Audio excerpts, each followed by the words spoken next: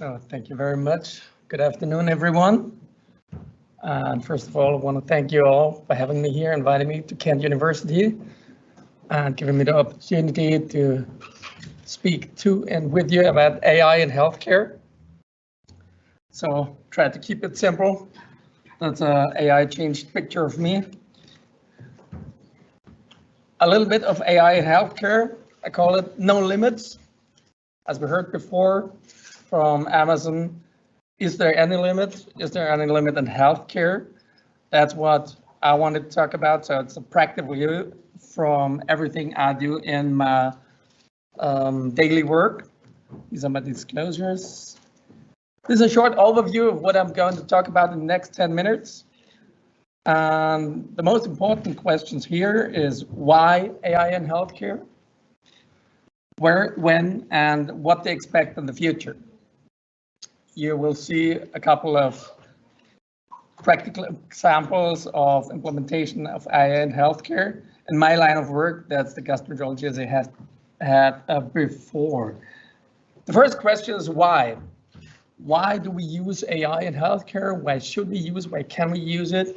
And first of all, my incentive to use or potentially use AI in healthcare is we have, by using AI in healthcare, the potential to improve patient care, to do good to our patients, and improve the quality of life. How do we do it? We can improve diagnosis making and decisions on treatment. This is all going faster as we used to.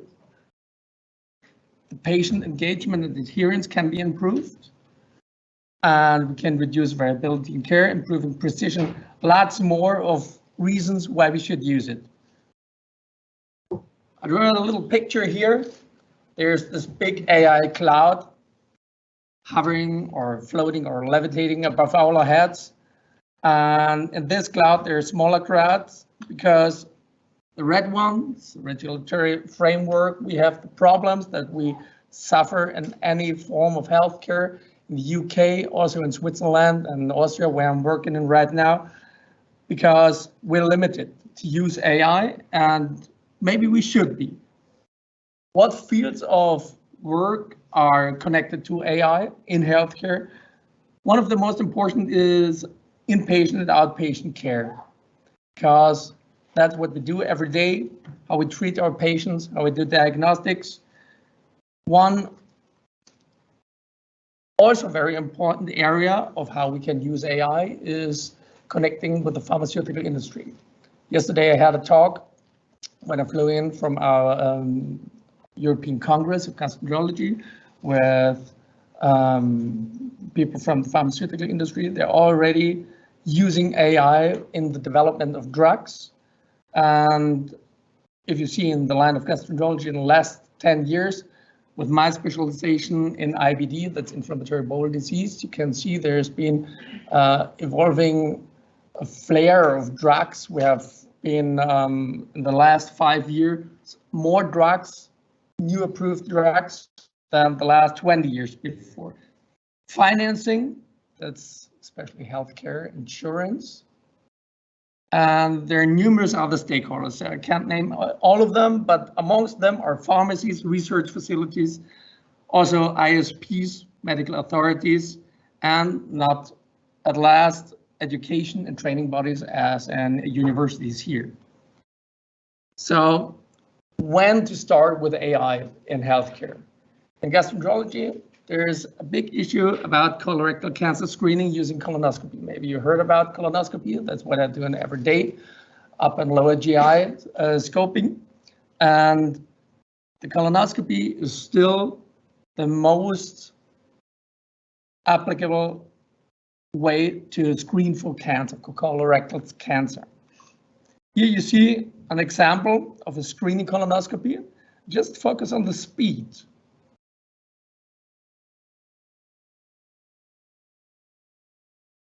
You sped up a little bit. And what we're doing during this cancer screening is we're looking for polyps. And maybe this has been a little bit too fast, because what we're doing every day is we're looking for polyps so we can remove them and prevent them to get cancer later. So there's another screening colonoscopy. And we know that the diagnostic quality is related to the inspection time. So we need more time to see, for our eyes to see, because then we can increase the so-called adenoma detection rate. This is the polyp detection rate, and with that we can remove them. With that we can prevent more cancer. So this is the exact same video, a little bit more slowly. So this speed's better for your eyes, it's better for my eyes, because when I do a colonoscopy a little bit more slowly, then I can detect more polyps, can detect more adenoma, and can remove them.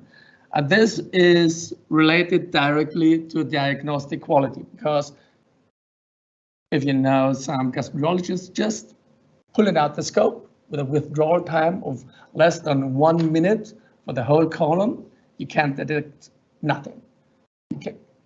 You can detect just a little bit of that what you see when it's going to be slowly. So there is just a picture of how it's performed, and that's what we're looking for. These are the kind of polyps we're trying to remove. And some facts about that. In gastroenterology, we know that most colorectal cancers transform from polyp mutations. So the colonoscopy itself has the highest sensitivity and specificity for the detection of adenomas and carcinomas, and the detection rate of adenomas increases with the time, with the withdrawal time colonoscopy, you say. So in this line of work, we use already from the company Olympus, it's a Japanese company, the Endo-A target mode to detect polyps. So if we have a look at that, you see these green lines detecting small polyps.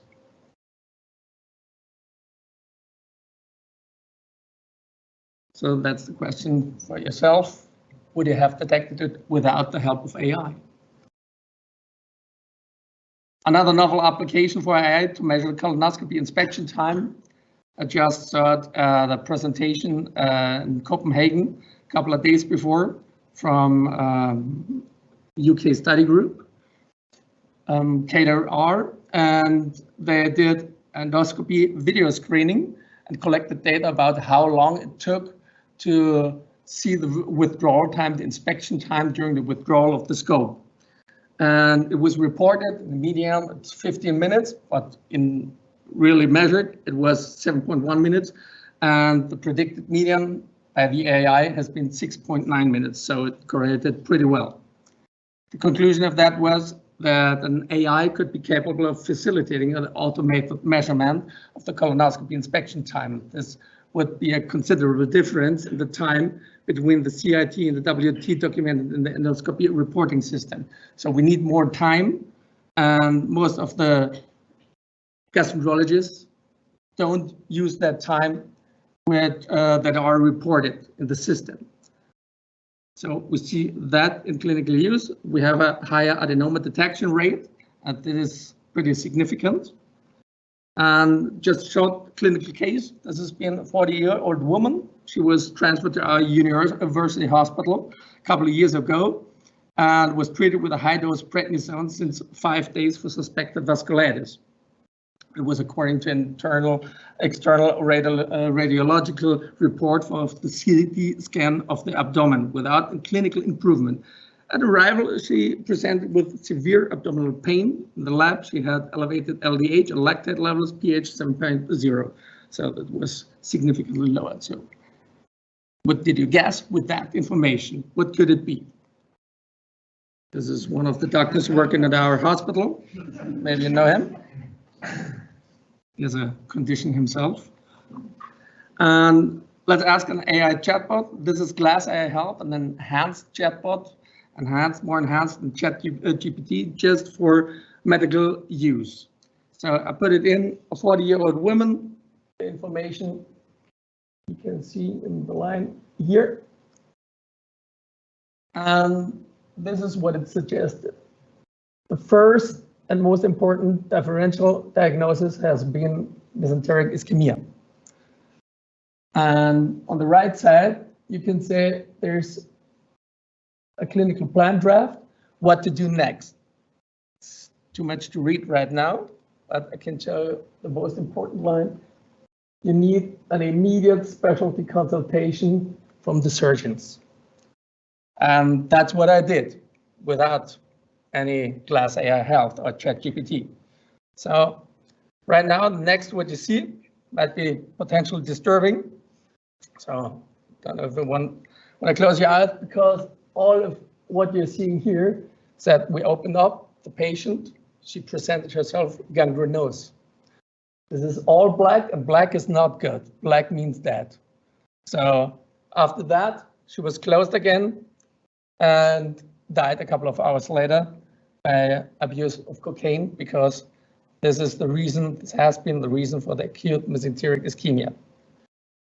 This is just a small example of how a chatbot is used at Mount Sinai of New York, a symptom checker.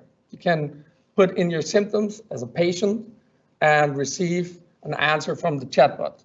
And if the chatbot thinks you have a life-threatening condition or yourself, then you just should call 911. So caution is advised also. Not all chatbots have the correct answers. And this is just a very recent publication of pediatrics of this year. The correct answers of a board compared to a board have been less than half. So another risk is a bias or a manipulation. Just think about pharmaceutical companies wanted to push in a new medicament, a new medication, and they try to manipulate the chatbot or the AI engine who's creating suggestions for treatment. Another problem could be accessibility, technological, systemic, regulatory, attitudinal roadblocks, ethical considerations, and lots more. So in summary, the AI in healthcare is, in my opinion, has the potential to improve quality and efficiency of patient care.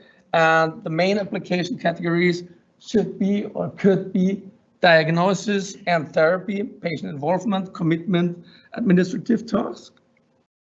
And it could increase the possibilities as ever more data is amassed and smart interfaces are developed.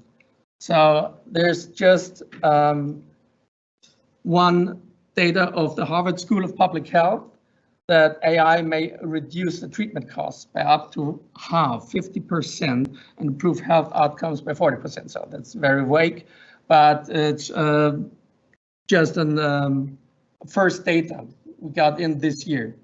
And the applicability is in almost every healthcare sector, not only direct patient care. But in the foreseeable future, I think, and all data is indicating that it's not already capable of replacing totally a clinician's judgment.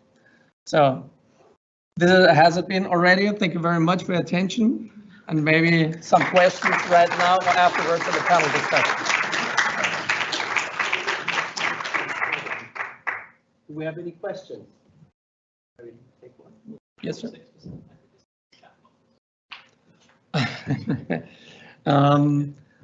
What you see is from the Harvard School, the data. No, I just tried to do a little bit research on that.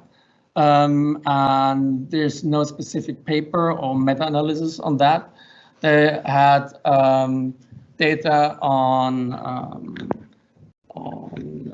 overall medical applications, not only gastroenterology or medical parts of pharmaceutical companies, but it's just an overall suggestion of a combination of the data from the Harvard School with the IBM model.